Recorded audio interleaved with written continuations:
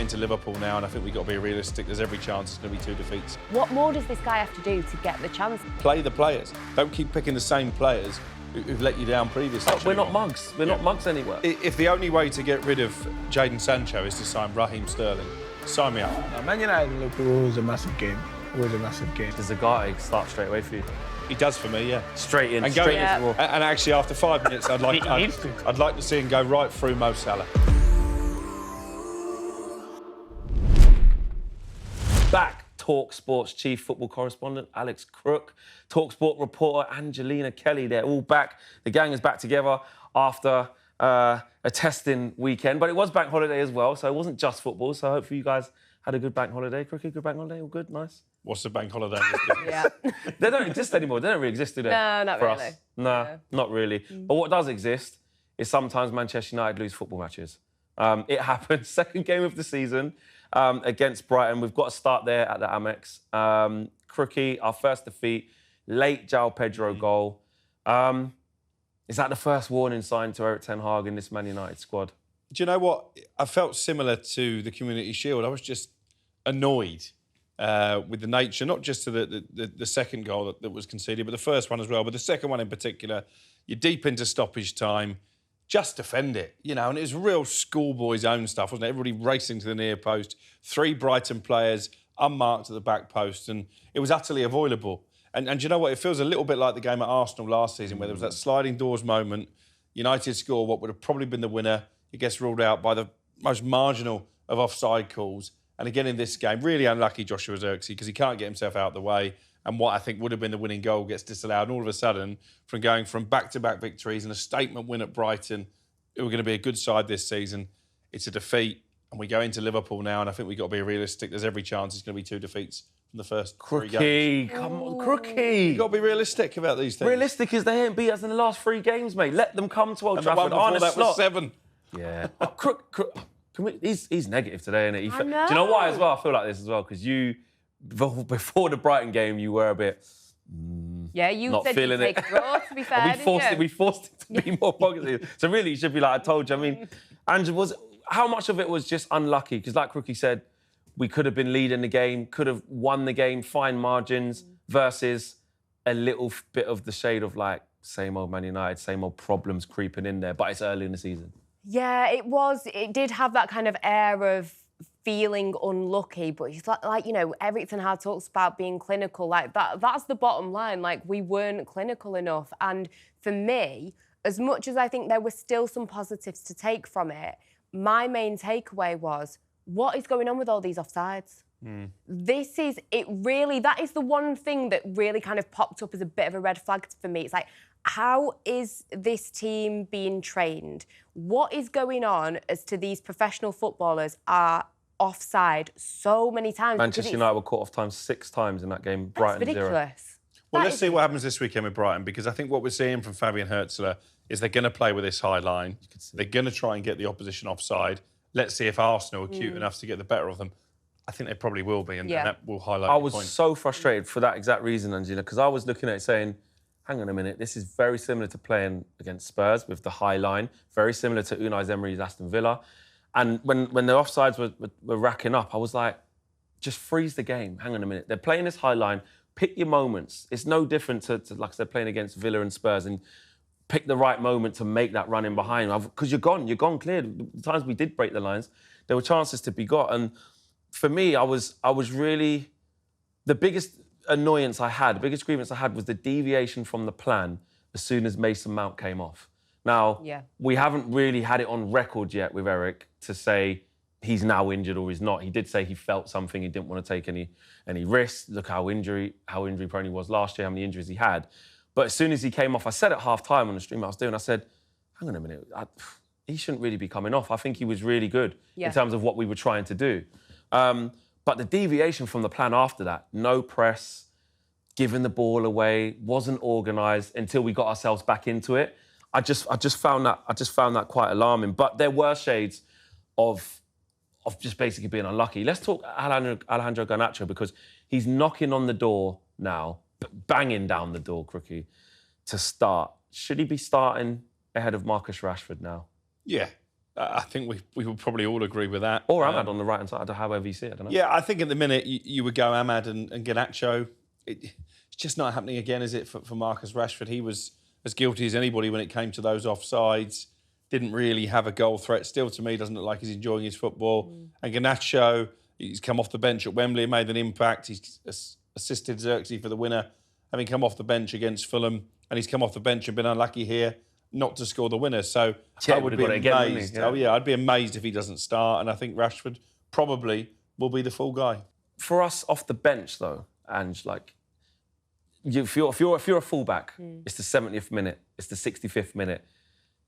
You kind of don't want to see Garnacho coming on, do you? And actually, he's proven quite deadly from that position. Is there an argument opposite to that maybe Ten Hag is seeing him as like secret weapon? Look at Trossard at Arsenal. I know, again, people might want to see him start now ahead of Martinelli, but sometimes managers don't see it that way. Sometimes managers see it as, well, we're playing in the right way.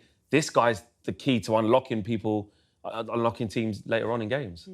I do get what you're saying, because you think of him coming off the bench, he's obviously a threat. You know, we've highlighted just now the goals that he's scoring, but when the other people in that position are not pulling their weight, to be completely honest, what are we going to do? Just be mediocre with Marcus Rashford, be offside 5 or 6 times, and then just wait till the 70th minute and then we're going to start playing football? That for me, I think it's just because the other options at the moment are nowhere near as strong as they need to be. So for me, I think that you do need to just give him that chance to start, because it's not, he doesn't strike me as the type of player that you'll put him on from the start and he's going to be absolutely horrendous and a completely opposite player. This is someone who, considering how young he is, already has some really good experience, you know, with the national team, the way that he played for Manchester United last season. I think the guy deserves it. I think, how many times have we seen Man United take chances on players or start players that you wouldn't necessarily think? The amount of chances that Marcus Rashford is getting, what more does this guy have to do to get the chance? And I think, you know, I would rather see us trying to do something different than just keep with this Groundhog Day of Marcus Rashford. It is not working at the moment. Ahmad, I thought, was good. I think that there were moments where I wasn't 100% happy with him during the game, but overall, it's getting to the point now where, as much as I really, really rate him, it's like, what, going into like his 4th season maybe? But he hasn't been given opportunity, loans. He needs to really be pushed on now, so I want him to get that How game big was time. that goal for him, especially in that moment? Because actually, I think before that, he wasn't playing too well. He probably would have been the one to come off, really. Yeah. But scores that goal just from being direct. Yeah. Like, you know, a lot of his players is very meticulous, is quite high level technical ability, keeping hold of the ball. But I thought it was quite refreshing to see him go, forget all of that, I'm just going to cut in and shoot. And he needs to adapt to his game. Exactly, and I just want to see the two of them. We've been saying about this the 3rd week I'm saying it. I want to see these two starting, because I would rather... I understand that Liverpool, it's a big game, etc., but I would rather see us do something different than carry on with something that isn't working. Marcus Rashford, Liverpool... The Manchester in him's going to come out. That might be a factor. Could this be... True. Eric, could Erik see it as like, OK... He's on thin ice now. Yeah. Erik took him off. Let's make no mistake about it. And Marcus Rashford had to walk behind the away and clap into the away fence. It wasn't toxic. It wasn't toxic, but I think the fans appreciated that Erik had taken him off. Marcus didn't. It was more clapping for thanks for taking him off, not necessarily good game, but Marcus mate. clapped back, so it wasn't like it's toxic. Yeah. But could Erik be like, I'll give you one final chance at home to Liverpool, show me? Or you're out? Or do you think he'll make the change this time? No, I think it's a really good point. And if you look at Marcus Rashford last season, he did save himself for the big games. You know, the goal he scored away at City, his contribution to the 2nd goal scored by Cobby in the FA Cup final. Arsenal away. And there were moments when he caused Liverpool some problems as well. So I absolutely understand the argument. I think if you're picking on form, it should be Garnacho and Ahmad. But if you're picking emotionally and you're thinking maybe there's a moment in this game, then he just might stick with Marcus Rashford. I think either way, Garnacho will start. It's a question of whether it's Ahmad who drops the bench or if it's Rashford. I do think Erik Ten Hag is very reluctant to... He's trying his best not to go down that route with Marcus Rashford in terms of dropping him, taking him off early. He was forced into doing it by his performances, though. And for me, Erik Ten Hag's got a really important decision to make to how long he gives Marcus Rashford to start getting up to speed, because Ten Hag's been backed in this summer. We've got a really good window under our hands, which we'll talk a little bit more about later in the show.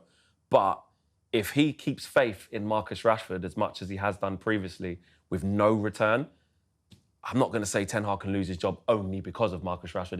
That'll be unfair. It'll be because of the results of the team. But to put that much faith into one player and sometimes not others, that could really, really backfire. And I just hope that doesn't happen.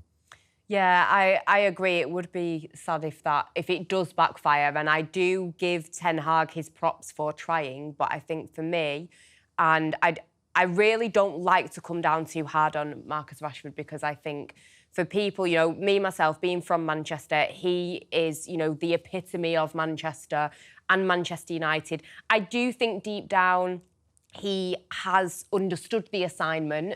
He's, you know, gone off track a little bit. We've seen behaviour that we're not too happy with, but it's more a frustration thing than a dislike of him. Because of how well we want him to do. Yeah, because of the potential that this guy has. We've seen it, the amount of goals that he can score, and it's just not connecting. But it is a case of, like, how much time do you give it? And I just think that the time really is running out now. Yeah, time is against him. In terms of Mason Mount, Crookie, I thought, again, in the first half, he pressed well. He did a lot of good work off the ball.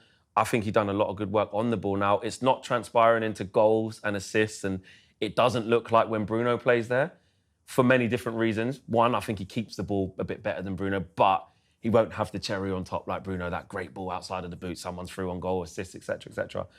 He kept his shirt, kept his starting place. Hopefully he's not injured. But is this a bit of a turnaround in his Manchester United career, or do you just see it as once the forwards and the number 9s get back fit, it's as you were? I just don't see where he fits. You know, I don't think it's a lack of endeavour, a lack of application. I don't even think it's a lack of ability, to be honest. But it was a strange signing at the time to spend that kind of money in a position where we were already fairly well stocked. Bruno's going to start week in, week out when he's fit, and he's always fit. So, yeah, I just think it's a waste of a transfer fee, to be honest. There's nothing personal against Mason Mount. I think he more often than not upsets the balance of the team when he is in. And you think he upsets the balance of it? Yeah, I do. Well, he certainly did last season. Well, that's weird, because I just think I left the game with more questions than answers in terms of, well, actually, the balance of the team, I thought, with Mason Mount in the 10 looked better. But the balance is wrong, because then Bruno has to be a false 9. There's my point. But actually, the team was playing better. When Mason Mount came off at half-time, did you see us? Yeah. Like, that for me was alarming. And then Bruno went back to the 10. I'm not suggesting that Bruno is surplus and he should be on the bench for Mason Mount, but there is a conundrum there where I'm like, there's more questions here than answers. But I actually think Mason Mount helped our balance. But it's a conundrum that the club have created themselves. Because Absolutely. if they spent £55 million on an actual striker, we wouldn't be having this conversation, and we wouldn't have started the season without a goal scorer up front. So, as I say, I don't blame Mason Mount. I want it to work out for him, because by all accounts, he's a great lad. He's got the number 7 shirt. He's obviously a good role model for the youngsters. I'm just not convinced it is going to work out. And again, I think if he's going to change the team this weekend, and actually maybe there's an argument to say that against Liverpool, probably the false number 9 is the game plan. Yeah, exactly. It's one game. But if he does bring in Joshua Zirkzee, I think Mason Mount might be the one to make way. What do you think, Ange? Do you think that I completely agree with what Crookie's saying here, in that the signing just never made sense. When it was announced, I was a bit like, oh, okay. And it was the first sign of the window as well. I'll get on board with this, but I don't think I'm sold. And I'm still not sold. And I understand the guys had injuries. I do agree that I think the first half, I think he was good, but I was exactly the same. More questions than answers. How is this going to work? Bruno and Mount, how does this all slot in? And it just comes to a point where you look at it and think, this is a problem that we didn't need to have. Yeah. And that's what frustrates me about it. I saw Gary Neville kind of giving his recollection of the game, his summary of the game, should I say. And he pointed to the fact that Erik's making a lot of changes to sort of the back 4 during the game. That doesn't help. Some changes not helping. We saw De Ligt come on again, Crookie. Obviously, we want to get him up to speed. McTominay came on late on. How does Erik need to just pick a back 4 now, or pick a settled team and stick with it? Or do you think it's understandable because these guys are new? We as fans don't exactly know where they're at fitness-wise, but a couple of games in now and a good few weeks training, do we need to get some continuity there? Well, I tweeted yesterday saying what I'd like to see against Liverpool is De Ligt starting, Ugarte starting, assuming the paper goes through on time, because there's still a big problem in that midfield. Zirkzee starting, high in confidence, having scored in front of the Stretford end last time at Old Trafford. They've spent 200 million quid. It's gone a little bit under the radar, but it's significant spending again from United. Play the players. Don't keep picking the same players who've let you down previously. And I do think, I'm not scapegoating him, Harry Maguire was at fault for the first goal. Would that have happened if De Ligt was playing? I don't know, but I'd like to find out. Yeah, I see what you mean. Is it a case of it's time now, unleash the signings, Angelina? Yeah, what's the point in buying them? I don't understand this whole thing about, they need... I understand if it's a fitness thing, but... it's a bedding in process. So fit these days. Exactly. I would like to think if you're a professional athlete, then you're always fit. You would assume, I mean, I know there's a few that aren't that we can probably think of, but that frustrates me. It's like, they need a bedding in period, or they're this and that. No, you've paid this money for this player. They should be, they didn't just wake up one day and the move happened. They knew that they were going to be on the move that summer. They knew that they were going to be at a new club. You'd like to think that they were prepared. Just play them. I don't get this whole, kind of tiptoeing around it. We need these players. That is why we bought them. The other options are not great. So let's just get the ball rolling, because then it's going to be, they need time to gel and blah, blah, blah. And it's like, if we'd have started them, 2 games ago, then the gelling time would be less. Do you think that's a big reason why we lost? Did those subs lose us the game in terms of changing your centre half? Then the left back situation was, where was Anthony? It just puts the team, Crookie, into a bit of disorganisation. Even though I know Harry Maguire made mistakes earlier on in the game, but by changing De Ligt halfway through the second half, later on in the second half, does that lose us the game?